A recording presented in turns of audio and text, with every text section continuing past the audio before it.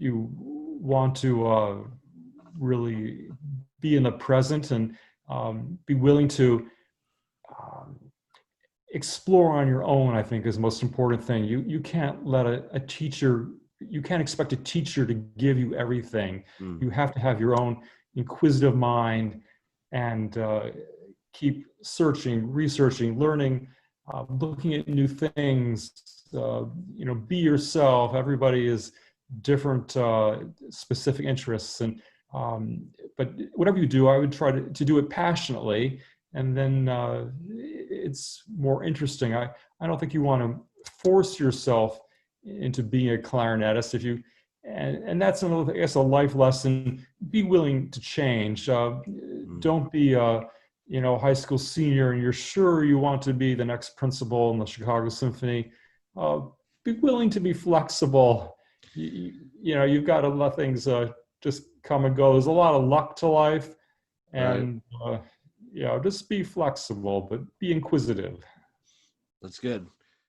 Well, I maybe you saw on a couple of days ago, I sent you some etudes that I just wrote. Yes. And these are 10 etudes that are helpful learning to play the Debussy Premier Rhapsody, one of our best pieces that's often played. But I think maybe a high school student or even a college student looking at this piece, there may be some unfamiliar harmonic ideas and a lot of quirky things in it. So I wrote a series of etudes to help learn this piece.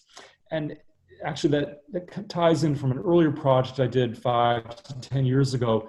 I wrote a series of etudes. It's published by the French publisher Biadeau. It's called 24 Clarinet Etudes from the World. And it's an etude in every major minor key based on a folk song from around the world. So these days I'm not recording so much, but I've always enjoyed writing music since I was in high school. I find it's nice to put something down on paper and then you have it, as opposed to, we practice hours and hours and then it's gone, it disappears. Yeah. But I kind of like creating something. Yeah. So I think increasingly you have to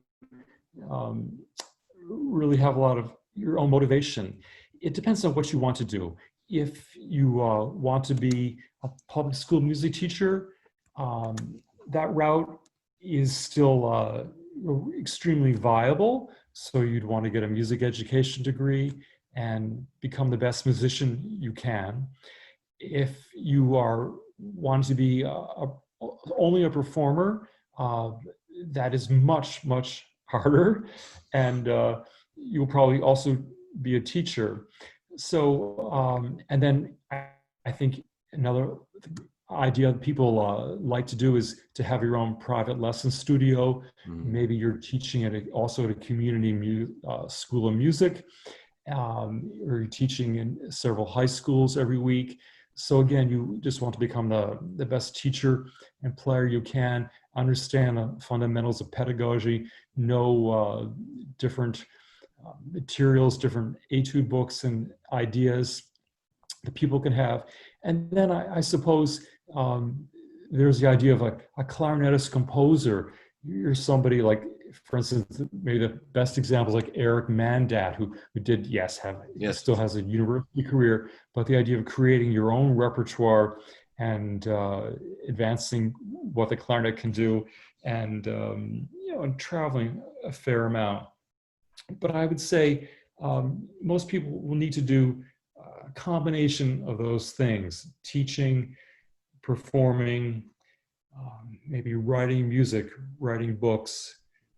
Be open-minded, and also you may find that what's best for you is to work in the tech industry, but still play in a community orchestra. You never know. Right.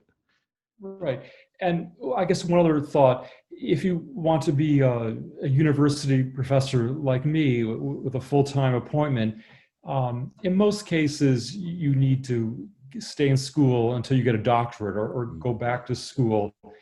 Not that it's a a requirement. Usually at least a master's degree is required, but practically speaking, because of the competitiveness of most this type of university job, you need to get a doctorate. Hmm.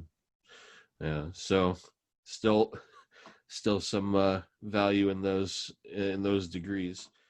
I like to travel when we don't have COVID. Right. Uh, so that's one of the great things about music. You can work with musicians around the world, and organizations like the International Clarinet Association, they foster that. So I enjoy traveling and performing my own works or chamber music concerts, solos, and or just giving master classes or judging international competitions. I find that very rewarding. I've had members of the Vienna Philharmonic even perform one of my arrangements in Vienna. So that's always rewarding to be involved in something like that. Nice. I like that concept of not just being a tourist, but putting value in to the places you Yeah, go. It's right. And it's much more interesting to visit another city if you know somebody, if you meet somebody there, and so yeah, yeah, it's a that's a way. different level of knowing a place when you're connected Yeah, it's much personally. more meaningful. Yeah. Nice.